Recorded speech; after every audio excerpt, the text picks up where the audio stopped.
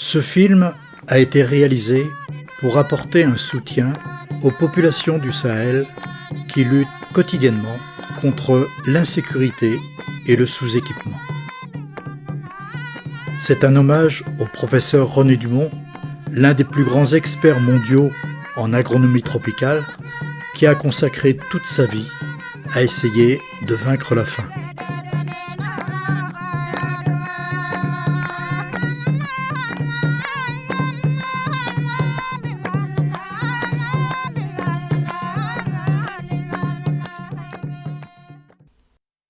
« 20 ans après la mort de René Dumont, c'est aujourd'hui l'occasion de rendre hommage à cet homme sincère et honnête, un agronome passionné qui s'est battu toute sa vie pour essayer de vaincre la faim en Afrique, en Asie et en Amérique du Sud.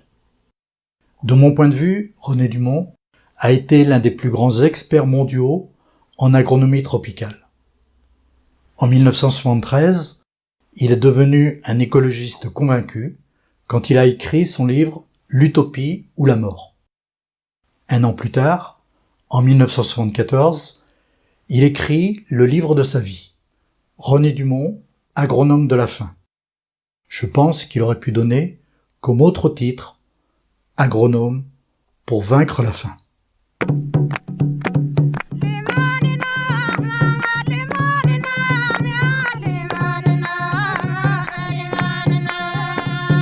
On se heurte à un certain nombre de problèmes, on rencontre les vrais problèmes du sous-développement.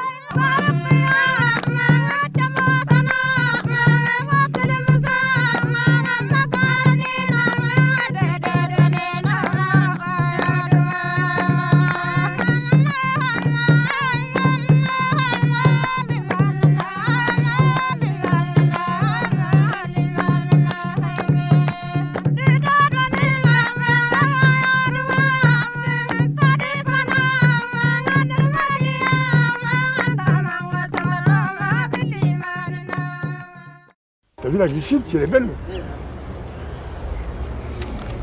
Voilà, avec permission, je cueille un muguet. Eh bien, il n'était pas mûr tous les ans au 1er mai, hein. Donc il y a un réchauffement global.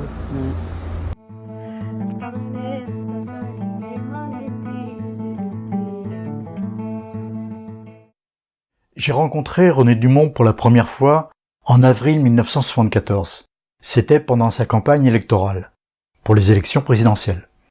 J'étais venu à Paris pour obtenir les dernières autorisations pour pouvoir traverser le Sahara en 2 chevaux camionnettes, afin de réaliser au Sahel un reportage sur la grande sécheresse qui sévissait déjà depuis 4 ans. En avril 1975, je lui ai présenté le prémontage du film. Et d'emblée, il a voulu faire le commentaire en direct. C'est à l'occasion de la 2e projection que René Dumont a inventé le nouveau mot « agroécologie ». C'était le 20 avril 1975. À la fin de ce documentaire, je vous dévoilerai dans quelles circonstances il a inventé ce nouveau concept, bien avant d'autres personnes qui revendiquent également cette démarche d'agroécologie. Et en 1922, je passe le concours d'entrée à l'Institut national agronomique et je suis reçu. Et donc j'entre en octobre dans cette maison et j'entre ici. Mon siège, j'avais toujours le même siège, et là, juste derrière, au 3e rang. Ça, c'est mon premier écrit. En 1923, j'étais élève à l'Institut national agronomique de Paris, et de tradition, dans cette école, entre la première et la 2e année, il y a 2 mois de vacances, les grandes vacances. On doit les passer dans une exploitation agricole et faire un rapport là-dessus. Le protectorat du Maroc a offert le voyage à 10 élèves de l'agro, parce qu'ils voulaient d'abord que nous connaissions le Maroc. Là, c'est l'agriculteur formé dans le nord de la France, à Cambrai avec mon père. Évidemment, j'arrive à un niveau d'agriculture totalement différent. Donc je commence par le signaler. À l'âge de 10 ans, René Dumont a été traumatisé par la guerre. Le 2 août 1914, pendant ses vacances chez son oncle dans les Ardennes, alors qu'il travaillait dans un champ, il entendit sonner le tocsin des cloches des églises des villages environnants. C'était l'annonce de la mobilisation générale pour la guerre 14-18. À l'adolescence, à la fin de la guerre, il est devenu un pacifiste convaincu. En 1922, à 18 ans, il entre à l'Institut national d'agronomie de Paris. Il va alors réaliser son rêve de devenir ingénieur agronome pour combattre la misère et la famine dans le monde. Je suis donc parti en Indochine.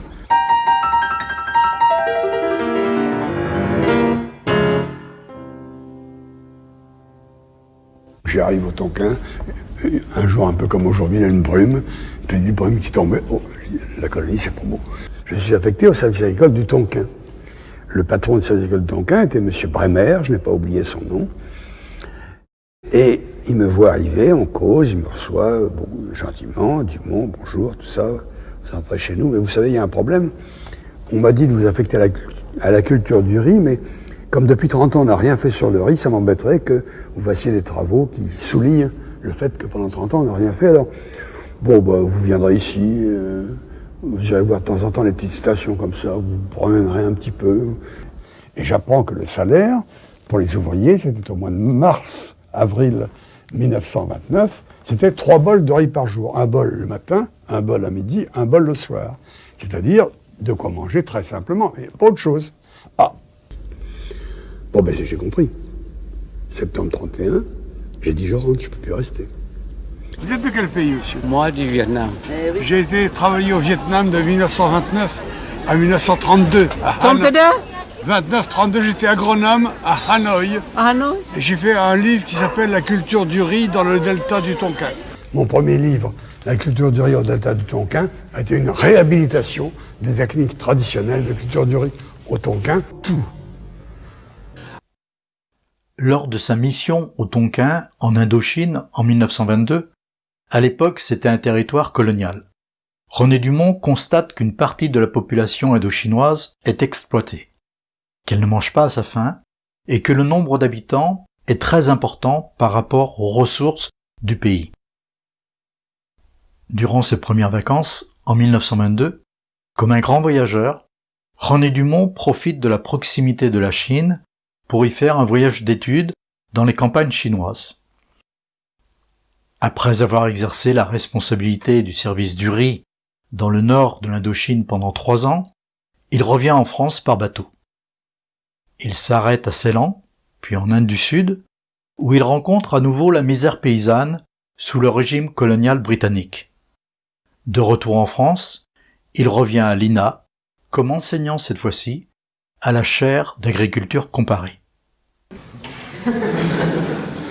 Alors René Dumont, vous avez 30 ans quand vous arrivez dans cette maison, environ.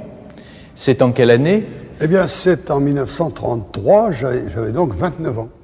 Ce que faisait Dumont, effectivement, tranchait avec tout ce qu'on faisait d'autre, puisque Dumont parcourait déjà la France dans ses provinces, le monde dans ses différentes parties, et il nous parlait de l'agriculture telle qu'elle existait, telle qu'elle était en train de se transformer, etc. Et pour moi, qui étais fils d'agriculteur et d'artisan, enfin j'avais un professeur qui avait l'air de savoir comment s'était fait en réalité l'agriculture.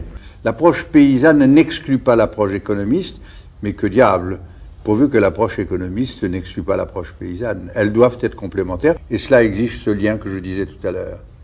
Pour le paysan d'Afrique, le chef de terre des Kirdis dans le Nord Cameroun, la terre appartient à nos ancêtres, elle appartient à tout le monde qui la cultive, et la terre appartient aux petits-enfants de nos petits-enfants pour qui nous avons l'obligation de la laisser en bon état.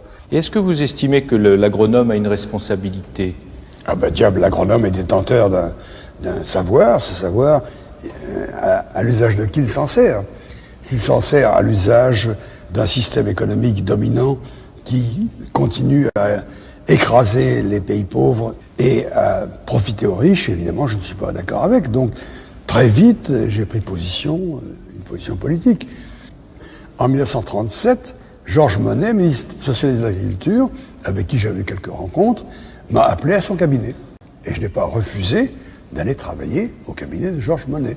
Je n'ai jamais refusé un poste où on pouvait avoir une certaine action. Là, il y a une citation que vous reprenez dans un de vos livres de Bertrand Russell qui dit « Aucun des mots que l'on veut éviter par la guerre n'est pas un seul des mots que l'on veut éviter par la guerre. » Dites-le, puisque vous le... Pas un seul des mots qu'on veut éviter par la guerre n'est un mal plus grand que la guerre elle-même.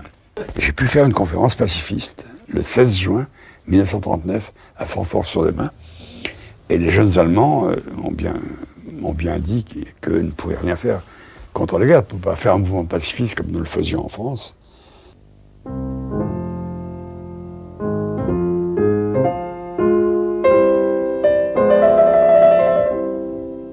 Et alors est arrivé Jean Monnet en décembre 1945 à Paris, et Jean Monnet m'a invité à venir lui parler. Et j'ai travaillé au plan Monnet de 46 à 52, 53. Enfin, on a fait la modernisation de l'agriculture française. Et il fallait augmenter la production en France de lait de viande, on avait faim. À partir de 1950, le tracteur est arrivé, on a supprimé les bêtes de trait. Moi, j'avais conseillé des cultures de légumineuses, des mélanges graminées légumineuses, la légumineuse fixe l'azote de l'air. On l'a remplacé par des graminées pures avec apport d'engrais azotés, apport de nitrate à dose excessive. Alors, on met trop de nitrate, on le met trop en couche, à chaque apport est trop important, on ne fractionne pas suffisamment l'apport, ça passe dans la nappe phréatique, et aujourd'hui, alors regardez les dégâts sur les rivières, les nappes phréatiques polluées, les rivières polluées, et la mer elle-même qui a reçu trop de phosphate, trop d'azote, et où se développent des algues, c'est quelque chose d'abominable. En 1953, c'est la dernière année, j'ai abandonné quand les tracteurs se sont mis à barrer les routes parce que la viande baissait. À ce moment-là, j'ai dit, voyons, on commence déjà à avoir trop en France, et on a tout le tiers-monde qui a faim. Et c'est cette année-là, quelques mois après, que j'ai passé mon enseignement. J'ai quitté l'enseignement sur la France pour passer à l'agro, à mon enseignement sur le tiers-monde. Vous êtes professeur d'agriculture comparée à cette époque et vous entreprenez toute une série de voyages autour du monde. Vous étudiez aussi le continent sud-américain. Vous allez à Cuba, au Mexique, au Venezuela, en Colombie, au Chili, au Brésil. Après Madagascar, le gouvernement français vous charge d'étudier plusieurs pays d'Afrique. J'ai été comme ça, successivement, au Sénégal, en Guinée, au Cameroun, au Tchad. Bon, je fais mon travail, j'ai décidé d'écrire l'Afrique noire est mal partie. Alors, j'ai fait encore 2 études, une au Sénégal, une au Cameroun. Il m'a été dit qu'il avait envoyé au ministre de l'Agriculture une lettre lui demandant de prendre contre le professeur Dumont des sanctions qui n'est pas seulement à caractère symbolique. Et il m'a été dit aussi que le ministre de l'Agriculture avait égaré cette lettre. Je veux dire, vous m'avez foutu dans une colère incroyable. Je crois même me rappeler que vous êtes allé en Afrique et à Madagascar, plus ou moins avec ma bénédiction. Et qu'arrivé là-bas... Sûrement, l'agro. Arrivé là-bas, vous êtes livré à je ne sais quelle philippique contre les pratiques gouvernementales de l'époque, non seulement d'ailleurs à Madagascar, mais dans d'autres pays, et que même vous avez donné une conférence tout à fait agressive devant le Conseil d'État, le gouvernement, le président de la République, qui n'en revenait pas. L'ambassadeur de France... Au Cameroun, ça, je pense. Au Cameroun, c'est ça. L'ambassadeur de France envoie un télégramme affolé, etc., etc., etc. Bon, j'ai considéré, moi, personnellement, qu'en effet, René Dumont avait outrepassé les limites de la bienséance, mais qu'il avait parlé en conscience, avec la liberté qui est celle d'un universitaire qui doit livrer les analyses. Alors, j'ai toujours eu peur devant les excès oratoires de René Dumont, mais sur le fond des choses, je ne pouvais pas contredire les prémices, les fondements de son raisonnement. Alors, dans ces conditions, je ne sais pas si j'ai égaré la lettre ou si elle s'est égarée toute seule. Dans tous les cas, je n'ai pas eu à décider. Merci. Je n'ai pas oublié. En 1970, la grande sécheresse éclate au Sahel. Elle durera pendant 4 ans, jusqu'en 1974, et fera plusieurs dizaines de milliers de morts, d'Agadez à Dakar. Le monde entier est sous le choc, et René Dumont a voulu témoigner.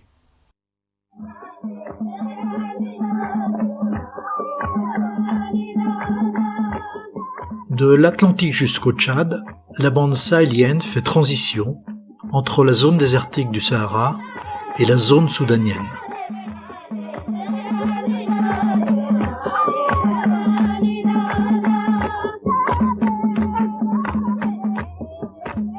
Agadez, situé à la limite sud du Sahara, est un très vieux centre caravanier.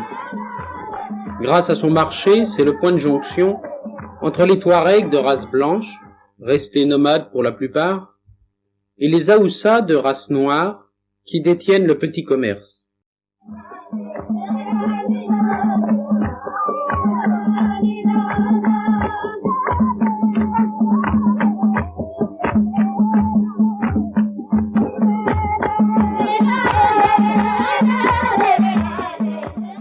Malheureusement, depuis 2015, les touristes ne viennent plus à Agadez, car cette zone est jugée trop dangereuse.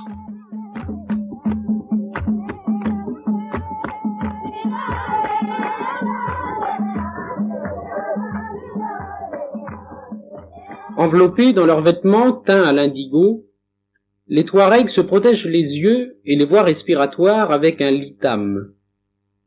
C'est une sorte de turban qui couvre le visage, afin, disent-ils, de ne pas avaler les forces du démon. Vivant de l'élevage, les Touaregs étaient heureux, mais avec la grande sécheresse, certains ont perdu jusqu'à 97% de leur bétail.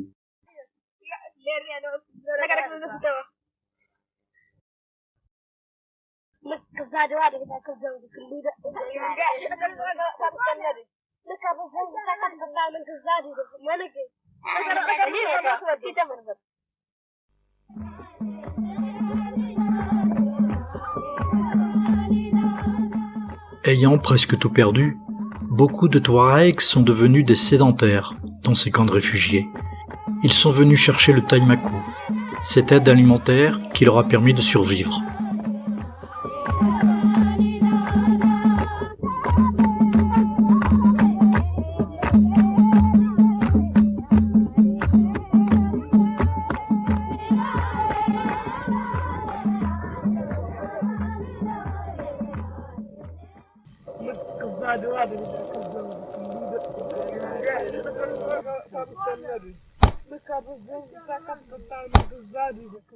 En 2007, les Touaregs se rebellent et demandent une meilleure répartition des richesses.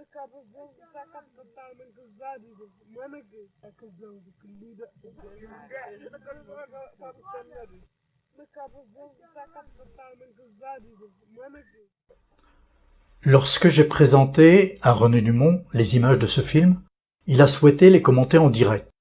C'est à l'occasion de la deuxième projection du film que René Dumont a inventé le nouveau mot « agroécologie ».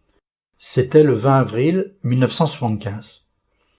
À la fin de ce film, hommage à René Dumont, je vous dévoilerai dans quelles circonstances il a inventé ce nouveau mot, bien avant d'autres personnes qui revendiquent également cette démarche d'agroécologie. Par le biais de ce film, René Dumont a été en 1975 l'un des grands défenseurs des expériences d'agroécologie au Sahel. L'équilibre naturel est très précaire. La pluviométrie moyenne varie entre 75 mm et 150 mm par an, ce qui est très faible. Alors on peut se demander, René Dumont, si la vie est encore possible dans cette région. Le désert d'aujourd'hui n'a pas toujours été un désert. Il y a 100 000 ans, à la fin du Quaternaire, il y avait une forêt, mais les chasseurs ayant mis le feu ont commencé par diminuer les capacités de rétention en eau du sol, puis sont venus les agriculteurs qui ont cultivé le Sahara il y a environ 8 ou 9 000 ans, mais peu à peu, cette culture a provoqué une érosion de la surface du sol, pour lutter contre la désertification. l'avancée du désert vers le sud, on est en train d'aménager des barrages arrêtant l'eau qui tombe à chaque pluie pour alimenter les racines des arbres que nous voyons reprendre la première pluie. On a demandé actuellement à tous les Touaregs de participer à ces travaux.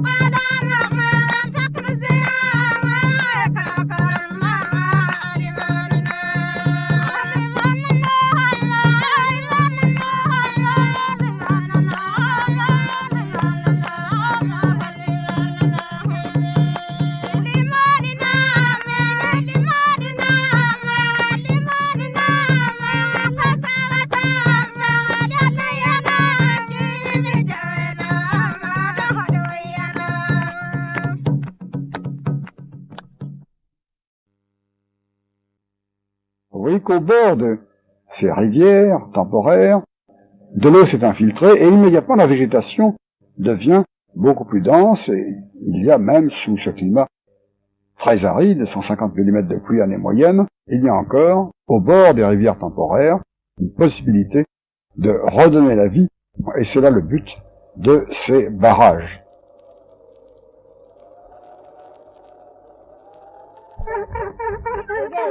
Malgré les dures conditions climatiques, et même sédentarisé dans un oasis, le Touareg reste attaché aux valeurs de liberté et d'indépendance qui caractérisent ce peuple.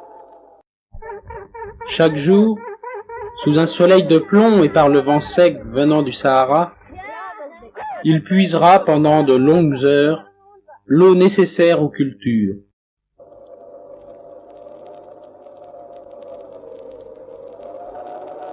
En 1973, il n'est tombé que 75 mm d'eau. Pour entretenir son bœuf, indispensable à l'irrigation, le paysan a été obligé de vendre la moitié de sa récolte.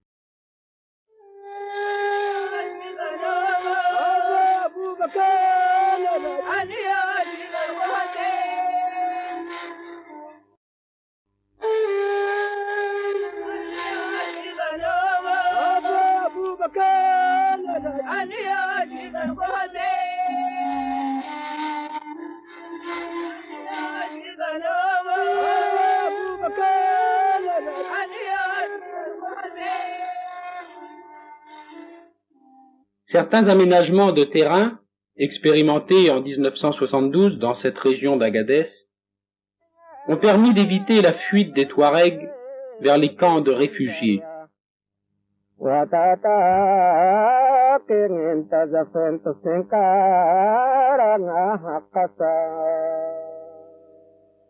Étonnés par les résultats obtenus, les Touaregs s'engagèrent alors dans la construction d'une digue d'épandage, afin de dévier l'eau des pluies qui s'engouffraient dans les canyons, sans utilité aucune pour la végétation.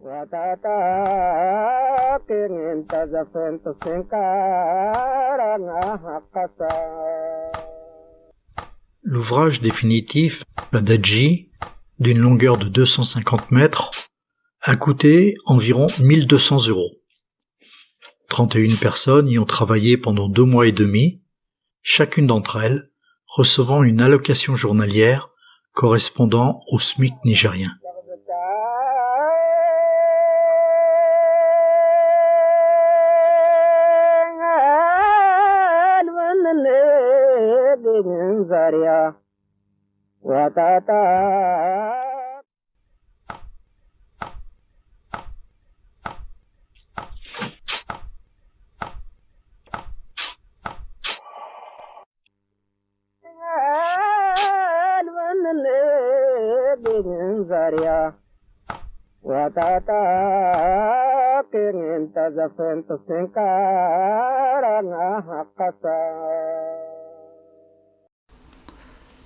Ces travaux, dirigés par des coopérants français, allemands et américains, ont été filmés pour la première fois par notre équipe en juin 1974, lors de notre reportage dans la région d'Agadez, au Niger.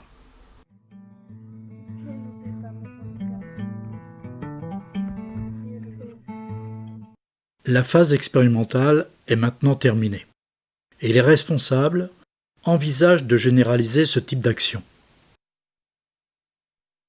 Il est vrai que les résultats sont extrêmement positifs. D'une part, l'avancée du désert est ralentie, et d'autre part, l'homme s'aperçoit qu'il doit respecter la nature pour sauvegarder la vie dans cette zone subdésertique.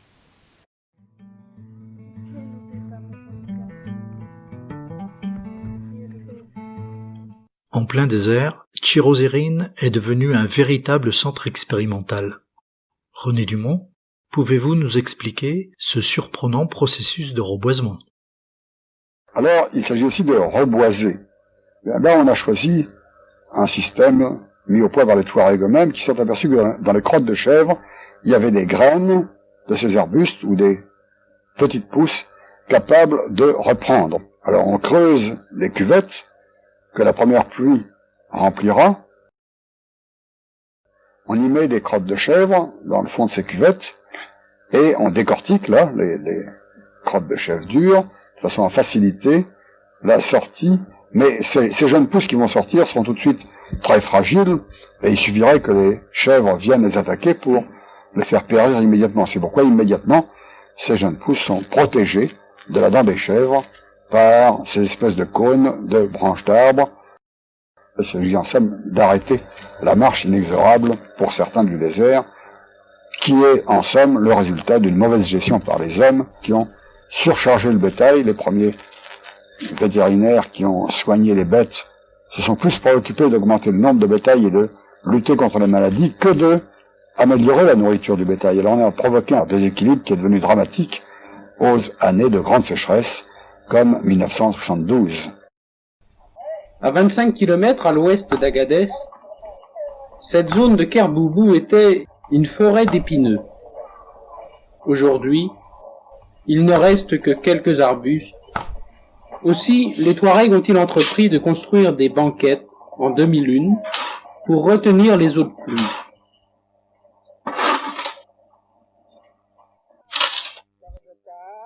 Ces travaux effectués par 55 degrés au soleil montrent la volonté des Touaregs de survivre aux périodes de grande sécheresse.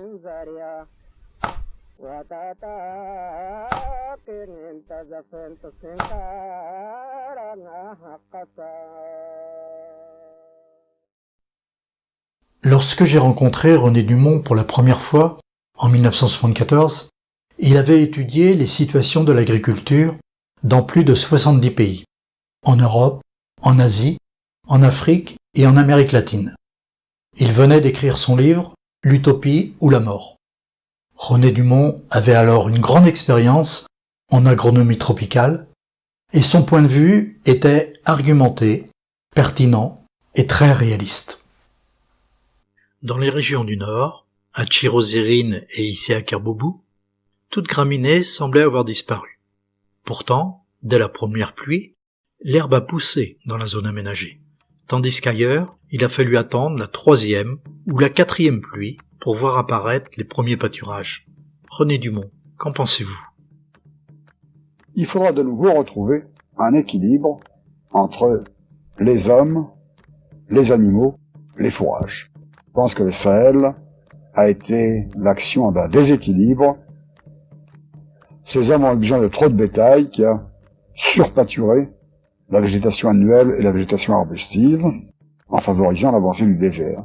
Il faudra envisager que ne reviennent dans ce Sahel que des quantités moindres d'hommes et des quantités moindres de bétail, si l'on veut retrouver un équilibre. Dès que les pâturages réapparaissent, les animaux réfugiés près des puits pendant la saison sèche sont regroupés et l'élevage expansif recommence. Souvent, les chèvres, qui résistent mieux aux dures conditions climatiques, sont la seule richesse des nomades. Mais par ailleurs, elles sont aussi les agents dévastateurs de la végétation. René Dumont, qu'en pensez-vous? Il ne s'agit pas de condamner la chèvre. La chèvre est le meilleur utilisateur de ces ressources rares fourragères pour la transformer en lait et en viande. Mais ce qu'il ne faudrait pas, c'est retrouver à nouveau un surpâturage de ces jeunes graminées qui viennent de pousser, qui aboutirait de nouveau à la destruction de toute végétation.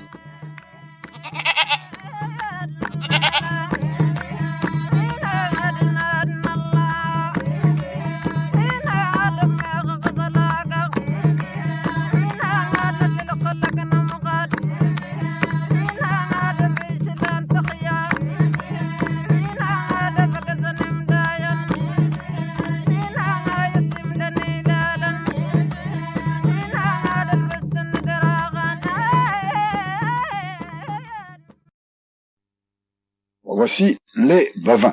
Et les bovins étaient évidemment la grande ressource de ces Aoussas, de ces peuls. Mais une ressource qui n'était pas exploitée d'une façon rationnelle. Les Touaregs, les Aoussas, étaient fiers de leur nombre d'animaux plus que de leur production. Et ils gardaient les animaux trop vieux. De sorte que quand il y avait insuffisance de fourrage, comme dans les années de sécheresse, trop d'animaux n'arrivait plus à survivre, et ce fut la grande mortalité de 72 et surtout de 1973. Pour éviter que ce déséquilibre recommence, que cette mortalité reprenne, il faut envisager de transformer le Sahel, le pays de la limite du désert, en pays naisseur d'animaux et non plus en pays qui entretiennent constamment les animaux. C'est une bonne idée, René Dumont. Mais compte tenu des faibles moyens dont disposent les pays du Sahel, ce jeune berger doit bien se demander comment on peut véritablement concrétiser votre proposition. On y aurait un noyau de génisses et de jeunes vaches, qu'on ne garderait pas trop âgés, et les jeunes animaux maigres seraient retirés du pays, conduits vers le sud, et vers le sud où il n'y a plus de pâturage, on s'occuperait de les engraisser, alors que jusqu'à présent, on les garde dans le pays, et il faut attendre 7 à 8 ans pour qu'ils soient vendables. René Dumont a toujours expliqué qu'il faut maîtriser l'eau, mais que les grands barrages ne sont pas toujours la seule solution pour les aménagements hydrauliques. Au Sahel, les pluies ne tombent que pendant 3 mois ou 4 mois dans l'année, et à cause de leur violence excessive, l'eau n'a pas le temps de s'infiltrer dans le sol, et cela génère une érosion vraiment dramatique. Voici l'eau qui est tombée. Et l'eau qui est tombée a transformé ces oueds qui étaient à sec en torrents impétueux qui sont en train d'arracher la végétation, d'arracher la terre, d'arracher les arbres et de tout ravager si on ne sait pas les corriger, si on ne sait pas les utiliser. Eh bien, c'est cette énorme masse d'eau que les barrages doivent obliger à épandre.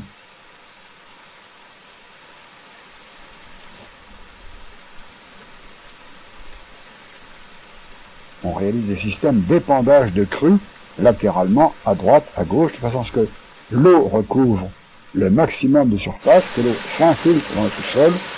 Il faut retenir l'eau sur place, et quand on en dispose de quantités importantes, on fait des aménagements plus importants comme ici, entre les 2 murs de béton, prend naissance un canal d'irrigation, un véritable ouvrage, qui va alimenter des rizières.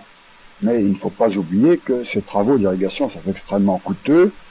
Il était plus important d'améliorer l'épandage de crues et d'améliorer les cultures faites sous régime pluvial que de consacrer toutes les ressources du pays à ces travaux hydrauliques dont sont très fiers, d'une part, le Fonds européen de développement qu'il finance et d'autre part, la grande société d'entreprise de dragage qui fait des gros bénéfices sur la construction de tels ouvrages.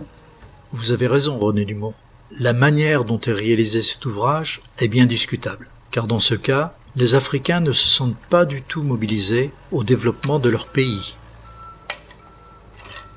Ce type de grands travaux, sans doute indispensables, mais réalisés avec des moyens mécaniques importants, ne représente pas la seule solution à tous les problèmes d'aménagement hydraulique.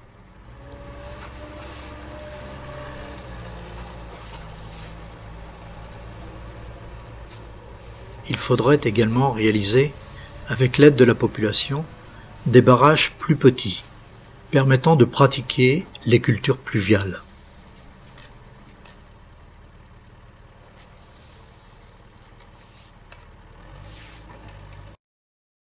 Bien évidemment, il faut maîtriser l'eau, qui creuse les oueds temporaires car elle est sans aucune utilité pour l'agriculture.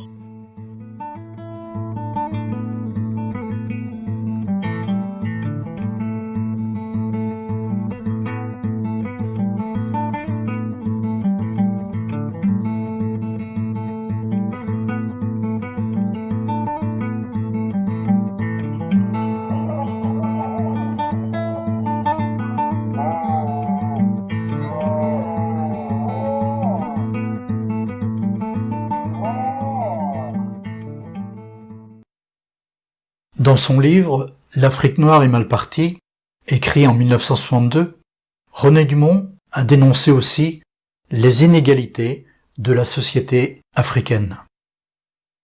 Pendant la période de grande famine, pendant la période de grande sécheresse, quand les bovins mouraient dans le nord en proportion importante, une proportion de ces bovins ont reflué vers le sud, et comme ils n'avaient rien à leur donner à manger, leurs propriétaires, les Haoussa et les Touaregs, ont cherché à s'en débarrasser à un certain moment donné. Ils ont été obligés de les vendre à vil prix.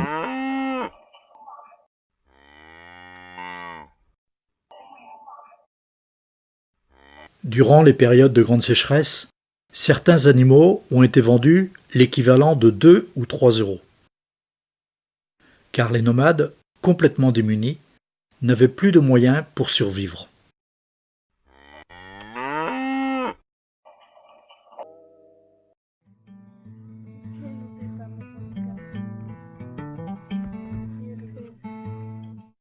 René Dumont a regretté que l'école ne soit pas assez orientée vers la formation agricole, car celle-ci est vraiment indispensable partout dans les pays africains. L'alphabétisation apparaît évidemment comme le meilleur remède pour lutter contre la corruption. Mais l'apprentissage du métier d'agriculteur est là plus qu'ailleurs vraiment indispensable.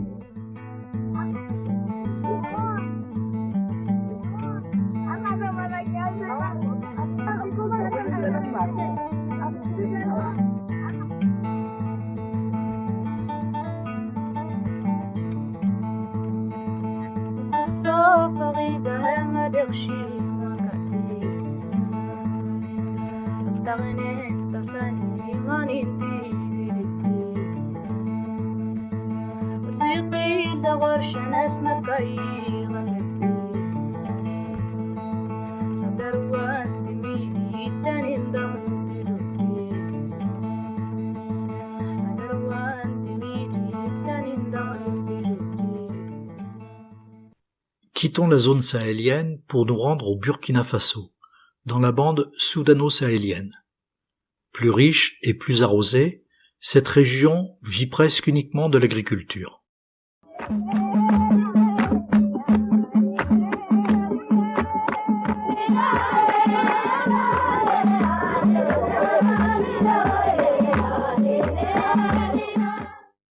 Dans les différents offices régionaux de développement, les cadres voltaïques travaillent de concert avec les coopérants techniques pour vulgariser les thèmes essentiels à une nécessaire révolution agraire.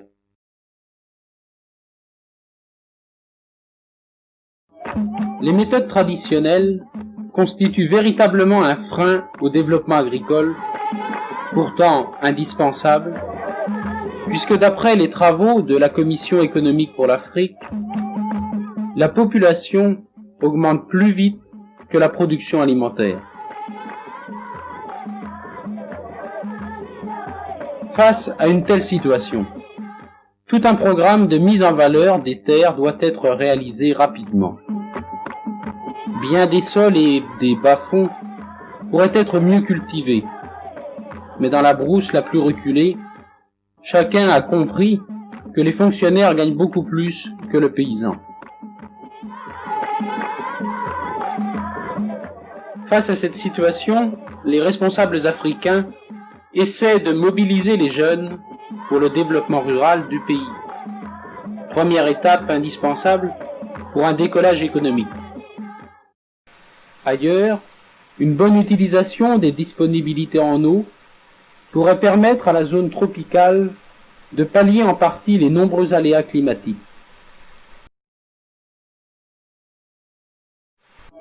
Le potentiel d'irrigation des fleuves dans cette zone du Sahel, de l'ordre d'1 million d'hectares, pourrait laisser penser que la construction de grands barrages résoudrait beaucoup de problèmes.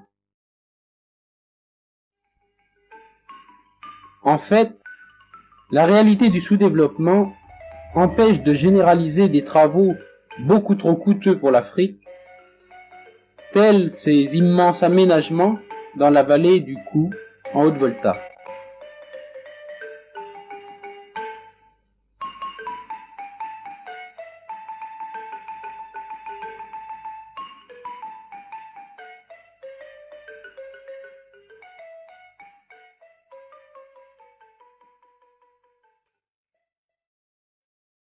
Comme le disait le professeur René Dumont, grand expert en agronomie tropicale, les bases essentielles d'une révolution agricole sont l'apport de fumures organiques, la réalisation de dispositifs anti-érosifs, l'utilisation de variétés précoces et l'association de l'agriculture et de l'élevage. En appliquant ces 4 principes de base, de nouvelles possibilités économiques s'offrent aux paysans dans les villages.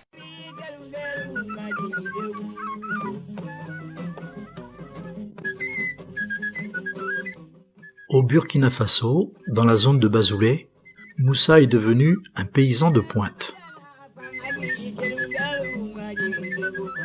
Utilisant la traction bovine pour le labourage, il emploie maintenant la fumure organique pour l'amélioration de ses terres. Durant la saison des pluies, il cultive le mil et le sorgho, après quoi, il consacre son temps aux cultures maraîchères.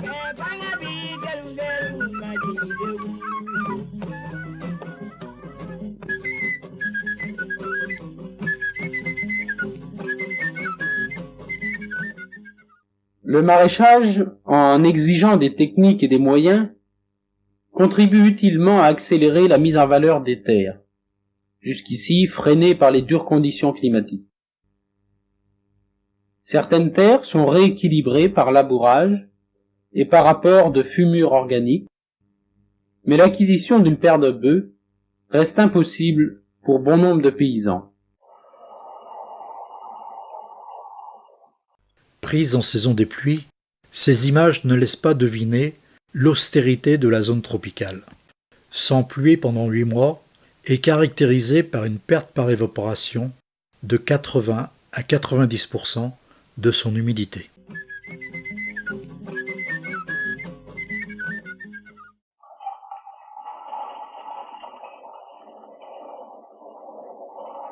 La technique d'irrigation demande une bonne préparation du terrain. Il demande aussi en particulier un bon nivellement. Partout en Afrique, les enfants accomplissent une part importante des travaux agricoles, car l'archaïsme des méthodes exige en compensation un maximum de bras.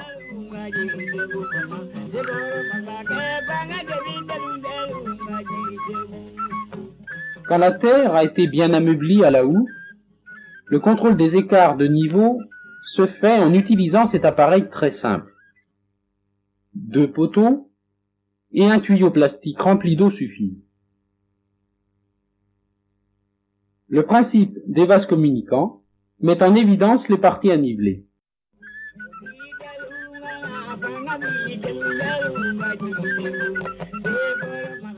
La formation des paysans est encore nettement insuffisante. Pour assurer la relève des coopérants européens, l'école rurale devrait former surtout des paysans. C'est, je crois, René Dumont, ce que vous affirmez depuis longtemps. Oui, c'est une thèse que j'ai déjà développée, mais qui jusqu'à présent n'a pas reçu d'application.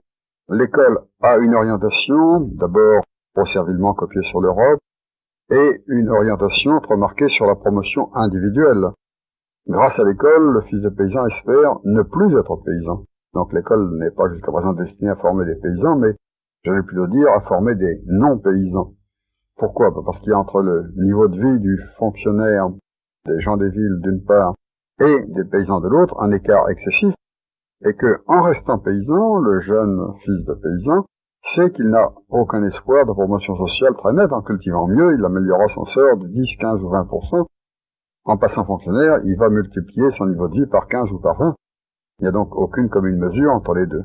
Alors il faudrait que on commence par réduire l'écart de niveau de vie entre la ville et la campagne pour rendre la ville moins attrayante. Tant qu'on n'aura pas fait ça, aucune réforme de l'enseignement n'aboutira à un résultat efficace.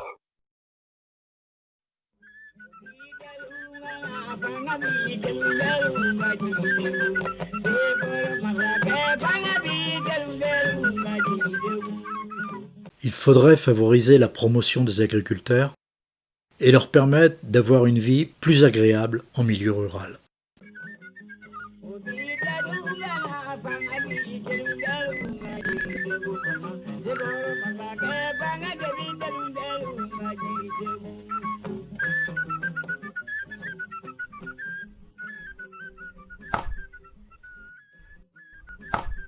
La politique du creusement de puits devrait s'intensifier afin de pouvoir pratiquer l'irrigation, technique indispensable pour les cultures maraîchères.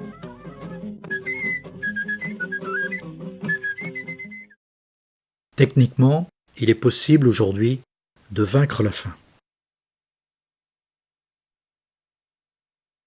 L'Afrique subsaharienne doit mettre en œuvre une véritable révolution agricole, avec les moyens adaptés aux conditions climatiques, qui bien évidemment sont beaucoup plus difficiles que dans les pays tempérés.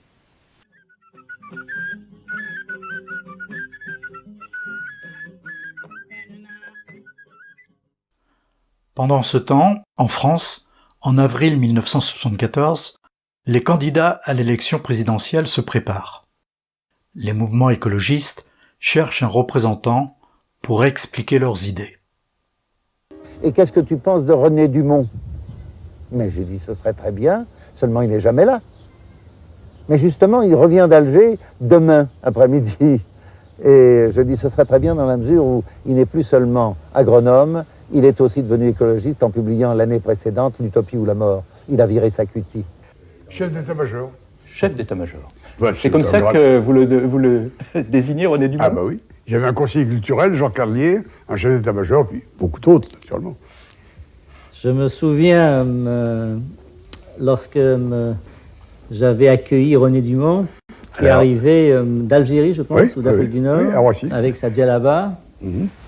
Et je lui ai posé la question, on étions quelques-uns.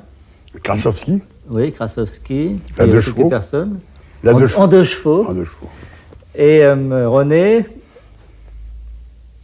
il avait publié l'Utopie ou la mort. Je lui pose la question, je ne sais pas comment je t'appelle d'ailleurs. Oh, ben, est-ce que vous accepteriez d'être notre candidat? Je pense que tu vas tutoyer quand même. Bon, alors je ne me souviens plus, avec les années qui passent. Et tu as demandé un jour de réflexion, seulement 24 heures de réflexion. Alors, on vous choisit à cause de vos travaux? Probablement, c'était toute une équipe de jeunes, ces écologistes, en grande majorité.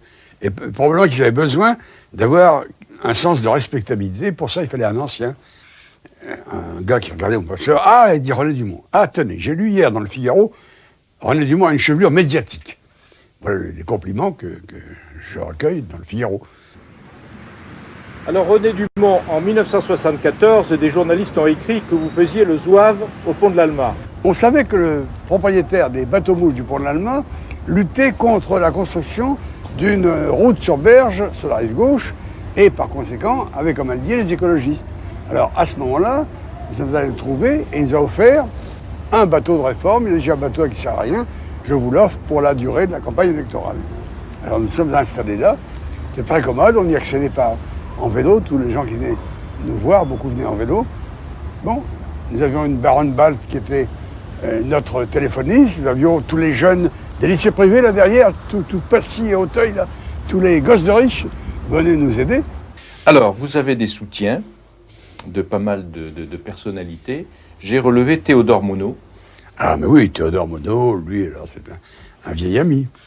Mais attention, les deux gros cotiseurs qui nous ont trouvé la plus grande somme d'argent, c'est Jacques Bunicourt de l'ENDA de Dakar, le tiers-mondiste. Nous sommes téléphonés, nous sommes écrits, et puis j'ai fait tout ce que j'ai pu pour lui apporter quelques moyens. La seconde plus importante contribution financière de notre campagne présidentielle était signée Pierre Cotte. Alors Jean-Pierre Cotte, vous étiez au courant de ce financement de la campagne de René Dumont par votre père? Ah, je n'ai pas à connaître les financements occultes de René Dumont. Ça ne m'étonne pas. Ton programme, il est bon. La profession de foi des écolos, c'est beau. Hein. Ah, mais il y a un livre là-dessus. Hein. Oui, qu'est-ce qu'on dit dans leur profession de foi? Alors, leur profession de foi, c'est pour une autre civilisation. René Dumont, candidat du mouvement écologiste. Alors, ils disent, mais c'est bien quand même parce que maintenant, les gens rient plus quand on dit ça. Quelle terre laisserons-nous à nos enfants? Quand même, maintenant, tout le monde le dit, cette histoire-là.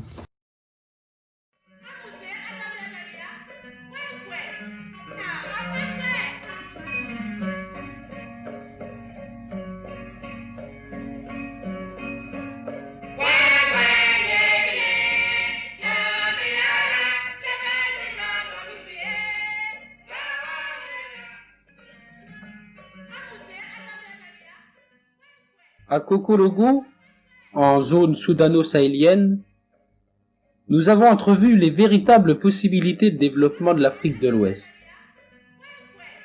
À côté des calebassiers, des manguiers, poussent ces figuiers méditerranéens et même leurs raisins immuris.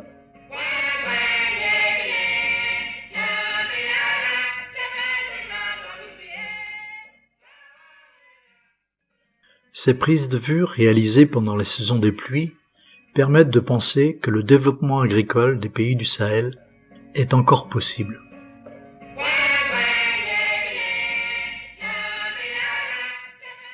Pourtant, ces roses, véritables symboles d'espoir dans cette zone soudano-sahélienne, ne peuvent pas atténuer l'angoisse des populations du Nord qui attendent chaque jour l'arrivée des vivres.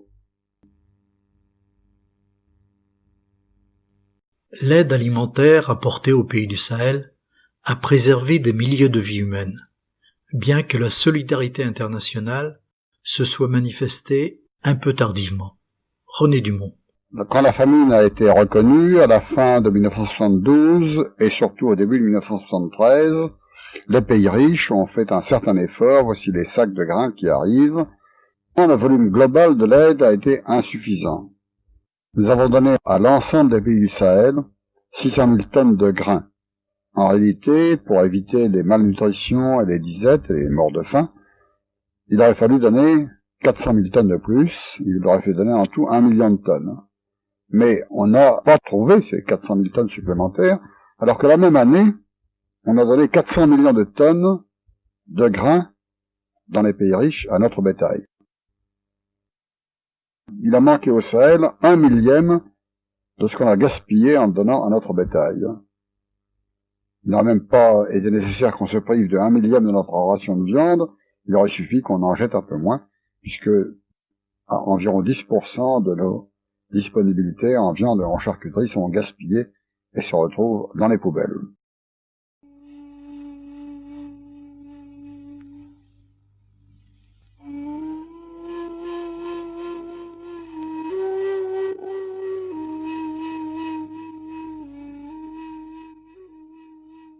l'acheminement des vivres vers les régions éloignées des ports est toujours resté problématique à cause du manque de moyens et d'un réseau routier jadis conçu uniquement en fonction des cultures commerciales.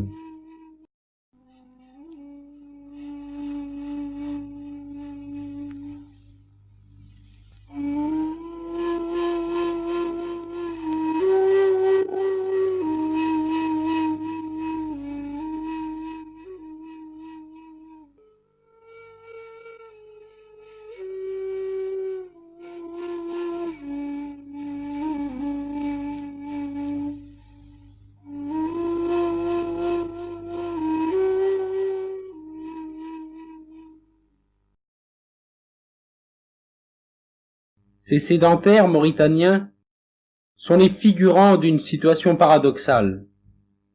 Là, pendant plusieurs mois, les secours ne vinrent pas régulièrement, faute de moyens de transport, alors qu'à 200 km de là, circulent en plein désert, 3 fois par jour, des milliers de tonnes de minerais de fer acheminées vers le port de Nouadhibou.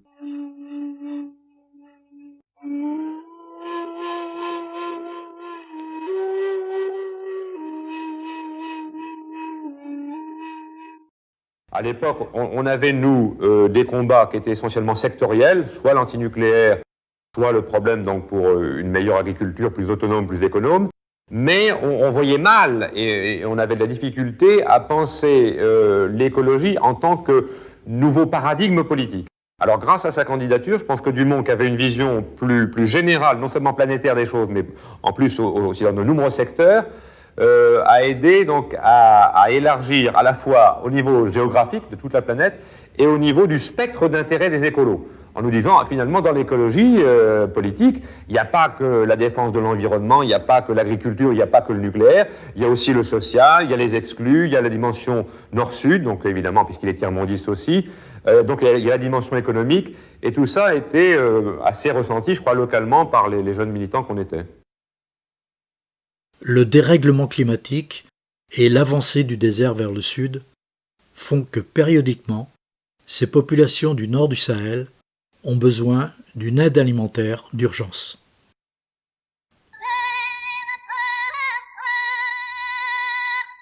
Malheureusement, les gouvernements du Sahel, trop pauvres financièrement, ne peuvent pas suffisamment venir en aide à ces populations en détresse. Alors, la situation devient compliquée.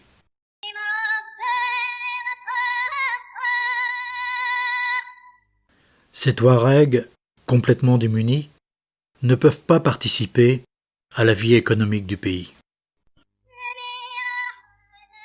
La situation s'est dégradée. En 2003, des islamistes étrangers s'implantent dans le nord du Sahel. En 2007, les Touaregs du Niger et du Mali organisent une rébellion armée qui durera plus de 2 ans. Ils revendiquent une meilleure répartition des richesses locales. Ces Touaregs savent que de toute façon, ils ne peuvent devenir plus pauvres. Certains Touaregs soutiennent alors le mouvement islamiste. À partir de 2013, ces territoires placés en zone rouge sont fortement déconseillés aux journalistes.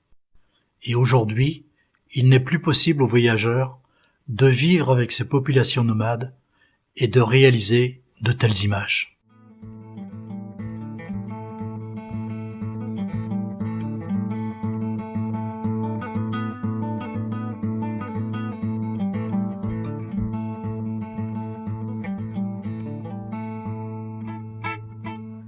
Quand j'étais venu vous voir avant 81, j'étais venu voir davantage l'écologiste que l'homme du tiers-monde, si je me souviens.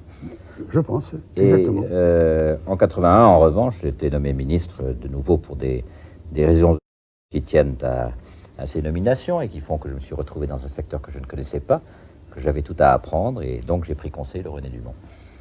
Le discours que nous tenions alors, et au-delà du discours, un certain nombre de gestes et de décisions répondaient à ce que toute une jeune génération d'Africains attendait, qui commençait à demander que ça change.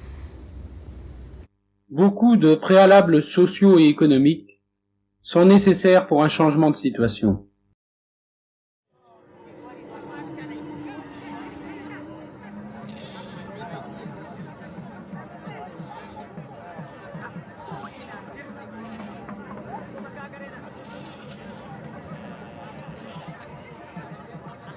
Souvent, les matières premières vendues à l'Occident sont payées à des prix très bas, tandis que l'inflation, propre à nos pays, augmente considérablement le prix des matériels nécessaires pour moderniser l'agriculture, pour développer la pêche maritime et fluviale.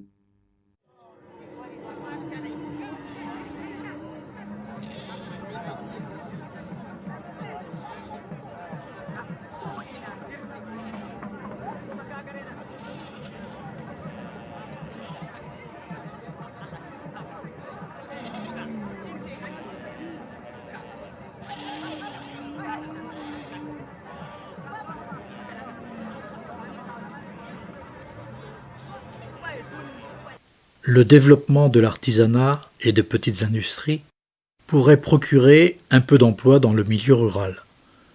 Mais d'Agadez à Dakar et ici à Ayuru au Niger, les moyens techniques et financiers manquent véritablement.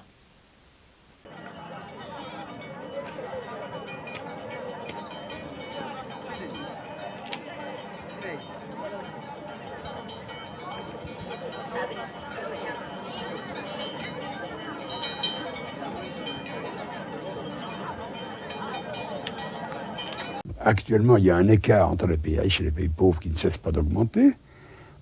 Cet écart atteint un niveau politiquement intolérable. On a cru en 1960 qu'on allait réduire cet écart en augmentant le niveau de vie des pauvres. On sait maintenant qu'à part quelques exceptions en Asie, c'est plus possible. Il n'y a pas les ressources.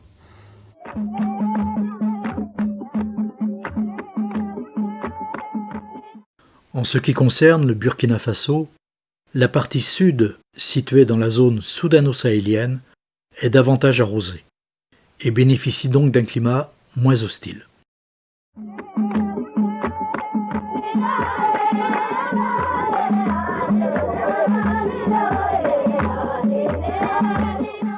À 50 km à l'ouest de Ouagadougou, le chef de village de Bazoulé nous accueillit et Koutiga nous expliqua que cette zone était jumelée avec la région de Montargis. Nous travaillons avec la vallée de Bazoulé depuis à peu près 3 ans. Nous avons commencé par envoyer une première fois des charrues. Sur la vallée de Bazoulé, une opération de développement consistait à développer la culture attelée sur toute la zone. Et nous préparons un prochain envoi. Nous avons aussi envoyé du matériel de forge au centre des artisans de Bazoulé. Des forges portatives, des étaux, une cisaille, puis prochainement une perceuse. La deuxième opération venait s'intégrer dans le démarrage du maraîchage. L'argent qu'on a pu envoyer a pu servir à subventionner des puits et des moyens d'exorde de l'eau.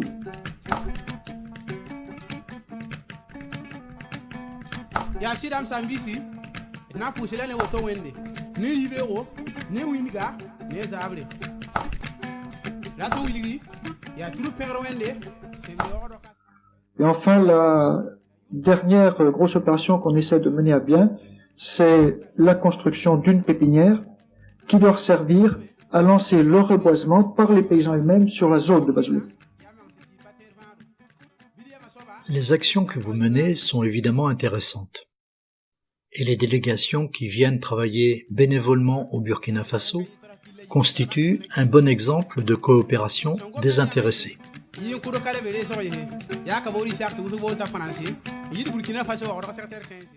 Derrière le travail de ces paysans voltaïques se cache toute l'ambiguïté des termes de l'échange. D'un côté, les produits agricoles qui sont payés à bas prix aux paysans africains, et de l'autre côté, un produit transformé, le ciment, sans cesse soumis à l'augmentation du prix.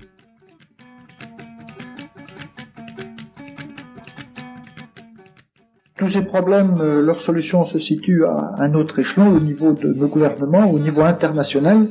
Alors, nous, à notre mesure, on essaie de faire un travail au ras du sol.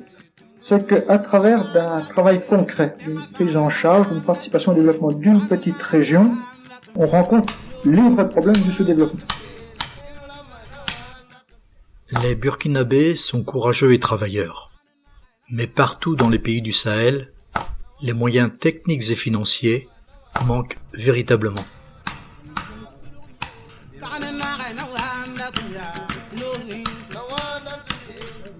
Le manque d'eau courante et d'électricité est un handicap de développement qui ne devrait plus exister dans notre monde du XXIe siècle.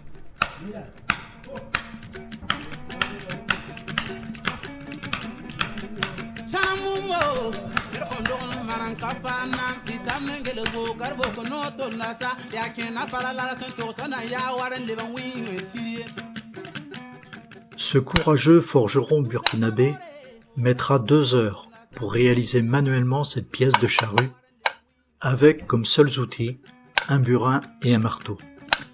Alors qu'en Europe, une machine moderne à commande numérique et découpe laser mettra 100 fois moins de temps pour réaliser cette même pièce. Voilà bien l'exemple frappant du monde d'aujourd'hui qui évolue à 2 vitesses.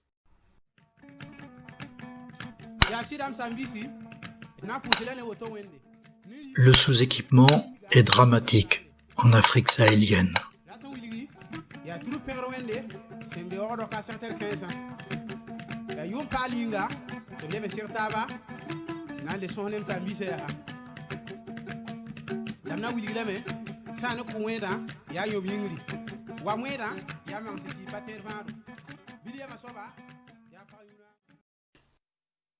En 1979, René Dumont est invité en Tanzanie, où le président Julius Nyerere tente l'expérience Ujamaa, unique en Afrique.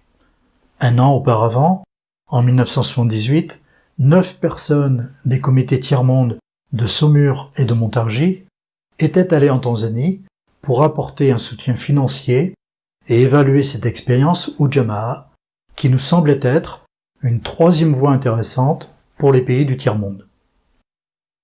Nous pensions avoir trouvé une alternative, d'une part au communisme chinois et cubain, et d'autre part au libéralisme économique qui délaisse souvent une partie de la population. Cette expérience Ujamaa a été le sujet de mes 2 films documentaires, en français et en anglais, réactualisés en 2019. J'en profite pour dire que ce sont aujourd'hui les seuls films français sur l'ensemble de l'expérience Ujamaa.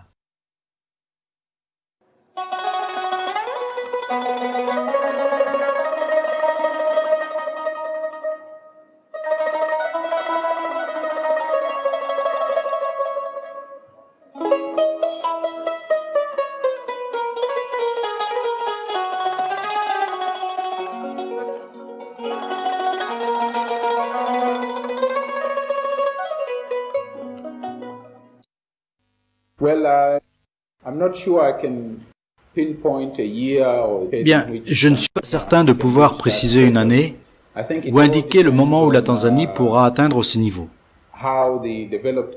Je crois que cela dépend de la façon dont les pays développés accepteront d'introduire un nouvel ordre économique international dont le Mwalimu a parlé depuis longtemps dans plusieurs forums internationaux. Fondamentalement, cela signifie de taxer les pays riches au bénéfice des pays pauvres. Ce que nous avons maintenant, c'est de vendre notre production aux pays riches. Ils décident des prix et ensuite nous achetons des produits manufacturés de ces pays. Ils en déterminent aussi les prix. Aussi longtemps que cette situation continuera, je ne crois pas que nous pourrons atteindre une économie qui nous soit favorable. Alors, plus nous introduirons tôt un nouvel ordre économique international, plus la Tanzanie sera capable rapidement d'atteindre ce but. L'expérience Ujamaa a montré que les pays pauvres ne pouvait pas atteindre le stade du décollage économique sans l'aide des pays développés.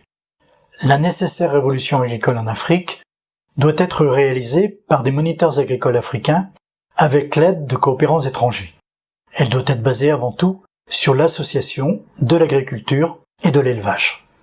À Montargis, le comité de jumelage et de coopération avait décidé d'aider techniquement et financièrement le village de Bazoulé au Burkina Faso. Ici, il s'affaire à collecter d'autres charrues pour préparer un troisième envoi.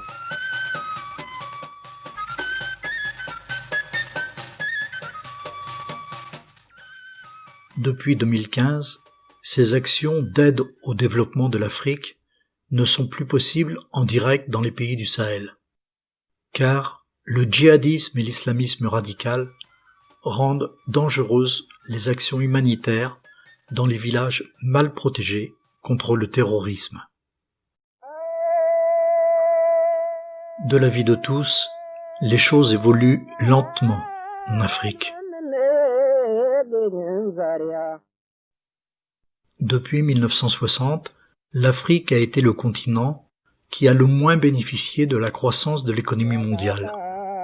Mais il n'est peut-être pas vain d'espérer qu'un jour, ces peuples se prendront véritablement en main. Les défis de l'Afrique sont immenses. Il faudrait creuser davantage de puits par forage mécanique pour avoir de l'eau courante à proximité dans les villages. Construire des centrales électriques pour fournir l'électricité et alimenter les moteurs des machines. Généraliser l'école primaire à 90% des enfants pour faciliter leur avenir et lutter contre la corruption. Et multiplier le nombre d'écoles d'agriculture pour améliorer les rendements agricoles.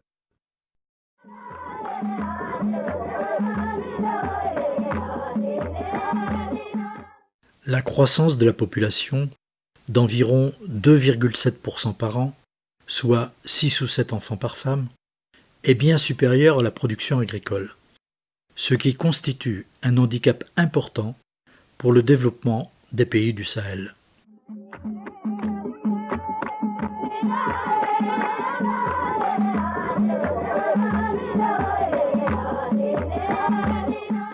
Alors vous dénoncez dans ce livre non seulement l'héritage de la colonisation, mais aussi le comportement des nouveaux dirigeants. Les nouvelles élites, les nouveaux dirigeants, les nouvelles élites au pouvoir ont été élevés chez nous, comme étudiants, en Europe, aux États-Unis. Ils ont vu notre société de consommation, ayant le pouvoir, ils ont tout de suite voulu vivre, et même vivre largement, notre société de consommation. Le drame de l'éducation qu'on répandait en Afrique, surtout au moment après l'indépendance, c'était encore plus marqué.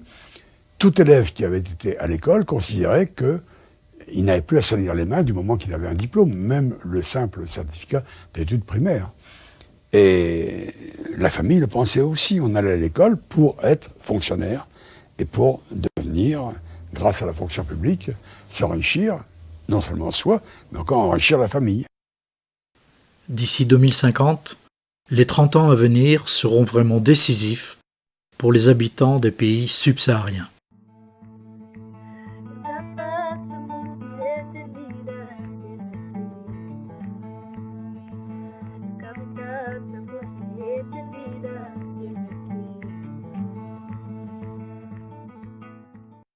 Malheureusement, depuis 10 ans, les pays du Sahel sont confrontés au djihadisme radical, qui anéantit douloureusement les espoirs de développement économique et humain.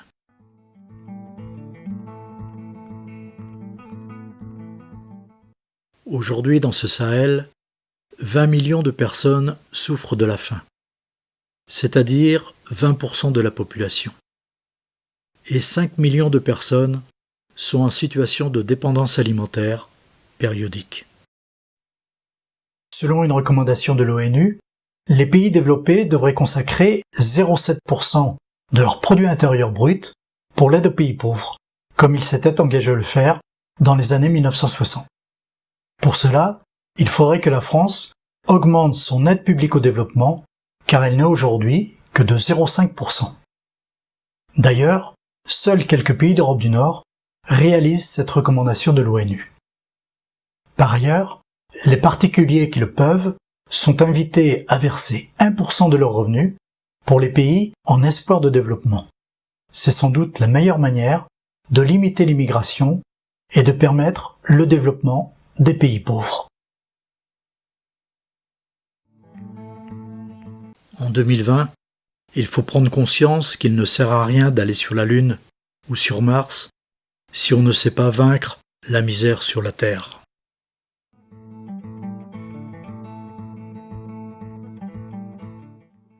Le grand pas pour l'humanité serait de permettre à ces populations africaines de vivre avec un minimum de dignité.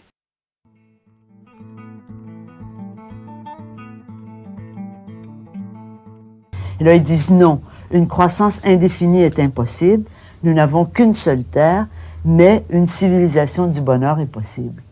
Autrement que par une croissance effrénée. Ils disent, mais n'attendez pas que les choses se changent toutes seules. Vous seuls avez le pouvoir de les changer. J'obéis à ma conscience. Il m'a dit, monsieur le professeur, comme vous avez raison. C'est un humaniste, c'est un homme intelligent, et c'est un homme qui a toujours donné l'essentiel de sa personne pour défendre ceux qui ont besoin d'être défendus, pour défendre ceux qui sont en péril. Je sais bien qu'un homme comme ça ne sera jamais favorable à la guerre.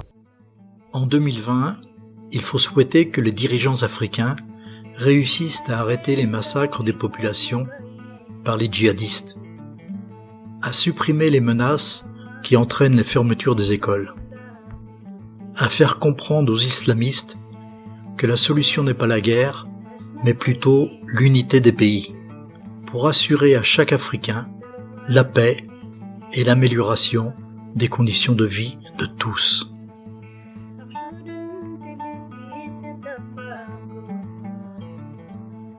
Les dirigeants du groupe G5 Sahel devraient faire comprendre aux djihadistes que le terrorisme au nom de l'islam radical n'est pas la bonne solution pour assurer le développement de cette région du Sahel.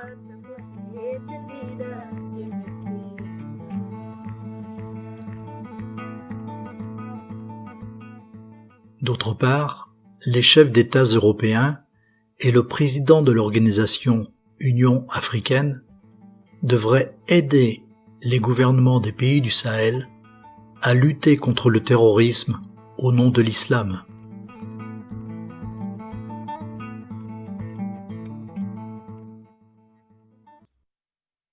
Depuis le début de la première décennie de développement, c'est-à-dire depuis 1960, le quart de la population africaine n'a tiré aucun profit de la croissance de l'économie mondiale. Chaque année davantage, le fossé se creuse entre le développement des pays industrialisés et les besoins réels des nations sous-développées. René Dumont a été l'un des plus grands experts mondiaux en agronomie tropicale. Durant toute sa vie, sa préoccupation a été de vouloir vaincre la faim. Il exprimait son point de vue de manière franche, sans concession quelquefois, mais il le faisait toujours dans le désir d'aider le gouvernement, car il voulait le meilleur développement possible pour les populations en espoir de développement. Cette franchise dans la manière de faire, comment je dirais ça, la critique d'une cause que l'on aime, parce que René Dumont, c'est quelqu'un qui veut le développement, hein? Il veut pas le mal développement, comme il dit, hein, ou le développement anarchique. Il veut le développement, hein? Il veut que ça réussisse. Alors, cette manière, c'est ça qui est cette franchise-là. Dire des choses déplaisantes, mais nécessaires, hein? Comme nous l'avons dit, c'est René Dumont qui a inventé le mot agroécologie en avril 1975, lorsqu'il commenta en direct les images du film Paysans et nomades du Sahel. Je vais vous raconter les circonstances exactes. René Dumont nous invita chez lui le dimanche 20 avril 1975. Je lui ai présenté les images du film sur le Sahel, que j'avais tourné 8 mois plus tôt. Lors d'une première projection, j'ai bien évidemment fait le commentaire pour lui expliquer le contexte. Il m'a dit « Votre film est intéressant ». René Dumont avait alors 71 ans. Nous avons branché les 2 magnétophones et lors de la deuxième projection, il a commenté en direct les images du film. À la fin de la projection, il m'a dit « Michel Gadpaille, vous êtes le premier reporter documentariste sur l'agroécologie. Et moi, je viens d'inventer un nouveau mot, agroécologie. » En mai 1976, le film Paysans et nomades du Sahel a été projeté à Paris dans une salle archi-comble, en présence de René Dumont. C'est plus tard, en 1983, que le chercheur américain Miguel Altieri a repris ce terme agroécologie dans un ouvrage scientifique pour lequel il a d'ailleurs demandé à René Dumont d'écrire la préface du livre. En mars 2020, j'ai complété et réactualisé le film en lui donnant un nouveau titre. En Afrique, les peuples oubliés du Sahel. En arrivant dans ce Sahel, nous pensions découvrir l'Afrique sous son aspect exotique. Mais la réalité décrite par René Dumont nous a fait réfléchir. Vivant avec les Africains, dans 5 pays du Sahel, d'Agadez à Dakar, nous avons découvert l'homme, avec ses problèmes de la vie de tous les jours. Alors, notre vision a bien changé, et en hommage à René Dumont, nous avons tenté de vous faire partager nos inquiétudes et un peu nos espoirs.